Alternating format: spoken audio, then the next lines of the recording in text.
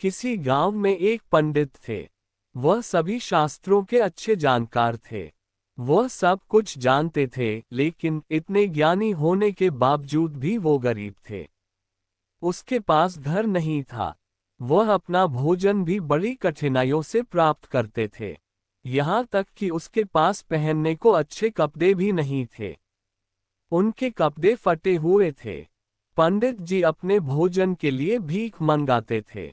वह घर घर जाकर भीख मांगते, कृपया मुझे भिक्षा दो। उसके पुराने फटे कपड़ों को देखकर कई लोग सोचते थे कि वह पागल है, इसलिए उन्हें देख दरवाजा बंद कर दिया करते थे।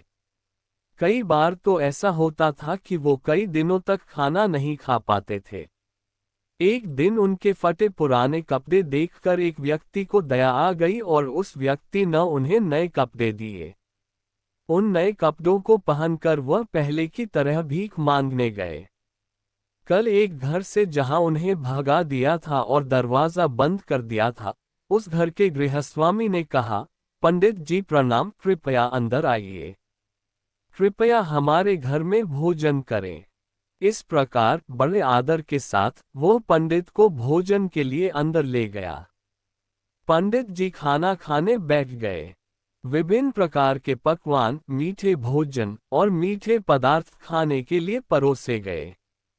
पहले पंडित जी ने प्रार्थना की, उसके बाद पंडित जी ने अपने हाथ से एक मिठाई ली और अपने नए कपड़े को खाने के लिए कहने लगे, खाओ खाओ। ये देखकर सभी घरवाले हैरान रह गए। वो समझ नहीं पा रहे थे कि पंडित जी ऐसा क्यों कर रहे हैं।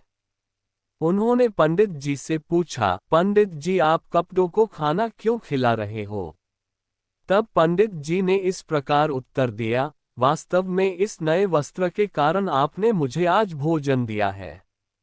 कल जब मैं आपके घर आया था तब आपने ही इस घर के दरवाजे मेरे लिए बंद कर दिए थे, और आज मेरे कपड़ों के वजह से आपने मुझे भोजन के लिए आमंत्रित किया है।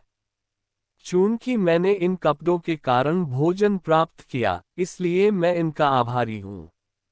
इसी वजह से मैं इन्हें खाना खिला रहा हूँ। घर वाले शर्मा गए और अपनी गलती की क्षमा मांगने लगे।